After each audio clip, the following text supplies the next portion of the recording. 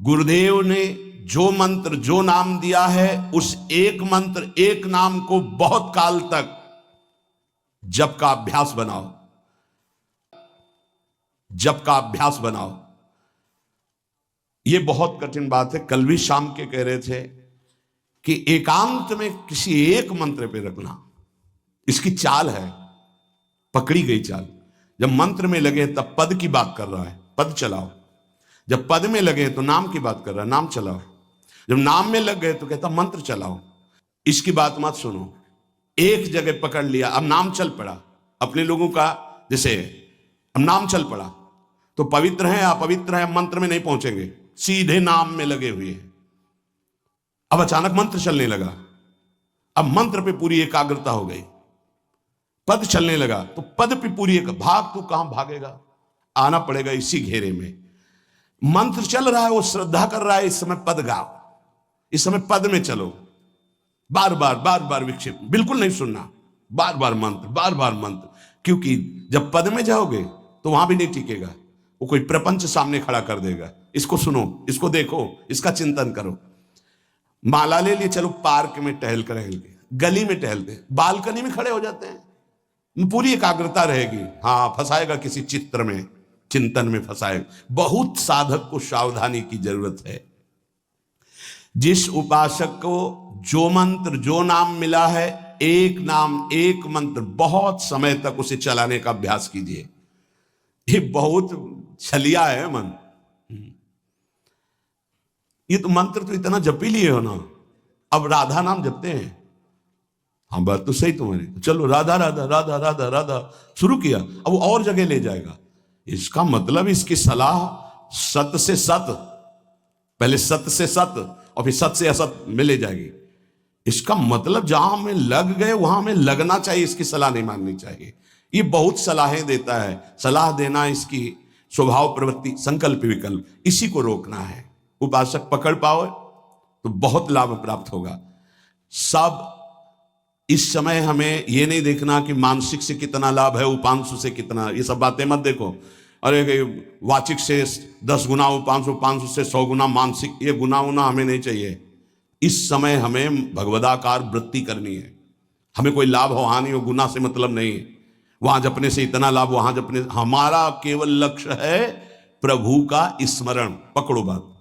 अब वो अगर मानसिक नहीं हो रहा तो उपांशु आते हैं, उपांशु नहीं हो रहा तो हम वाचिक आते हैं, वाचिक नहीं हो तो हम कीर्तन करते हैं। छोड़ेंगे नहीं, तुम्हें बख्शेंगे नहीं। अनन्य चेता सततम, हमें सतत अनन्य चित्त को अपने आराध्य देव में जोड़ना है। जिस उपासक में भोगों की त्याग वृत्ति अधिक है वो बहुत जल्दी सिद्ध होता है। पकड़ो।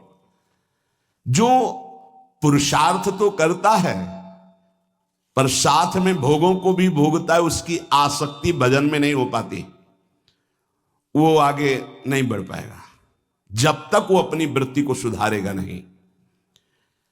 जो तत्व ज्ञान प्राप्त करना चाहता है या प्रेम प्राप्त करना चाहता है, उसको चाहिए कि सदगुरु की अधीनता स्वीकार कर ले, क्योंकि बिना सदगुरु की अधीनता के उसे परिपक्व अवस्था प्राप्त नहीं होगी। जो सदगुरु बतावे नियम दे, उनका अक्षरशः पालन करे। जब सदगुरु की कृपा से अधिक जप होने लगता है तो शरीर के परमाणु नामाकार मंत्राकार हो जाते हैं। जैसे आपको सत्संग में याद हो बताया कि पूज्य बाबा श्रीधर जी के जब चरण चापने 8 बजे रात्रि के जाते थे तो चरण स्पर्श करते ही ऐसा लगता मशीन फिट हो गई हृदय में, मंत्र ऐसे चलने लगता। तो अधिक समय बाबा की समीपता में बिताने की कोशिश करते, पर वो जब एकदम भाव में डूब जाते तो अपने लोग छोड़ के चल देते थे, विक्षेप ना पहुंचे उनको।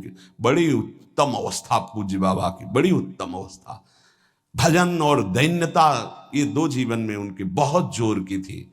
कहीं कोई किसी भी तरह का अभिमान नहीं, और दैन्यता की मूर्ति, और भजन के तो इतने भूखे कि रात दिन करने पर जो वैष्णव जाए उससे यही भिक्षा मांगते थे, राधा रानी से प्रार्थना कर दो कि थोड़ा भजन बन जाए। यहां थोड़ा भी भजन नहीं बनता, और हम कहते हैं भजनानंदी, और वो भजनानंदी, और वो कह रहे हैं कि थोड़ा भजन बन जाए। क्या भजन से प्रीति है उनकी। अधिक जप करने से शरीर के परमाणु मंत्राकार नामाकार हो जाते हैं। बड़ा प्रभाव है महापुरुषों के स्पर्श का। जीवन भर के लिए बात समझ में आ गई कि महापुरुषों का शरीर पांच भौतिक नहीं होता, वो दिखाई देता है भजन और लीला चिंतन के प्रभाव से दिव्य लीला में हो जाता है। अधिक जप करने से शरीर के परमाणु मंत्राकार हो जाते हैं, नामाकार हो जाते हैं। सच्ची हम जीते ही उनकी चरण रज से, उच्छिष्टामृत से, उनकी करुणा कृपा से ही हमारा जीवन है, चाहे परमार्थ में चाहे स्वार्थ में, गुरुदेव की कृपा से ही। जो नाम है इसमें सूचि असुचि, पवित्रता पवित्रता, समय कुसमय, स्थान कुस्थान, इसका कोई विचार नहीं है।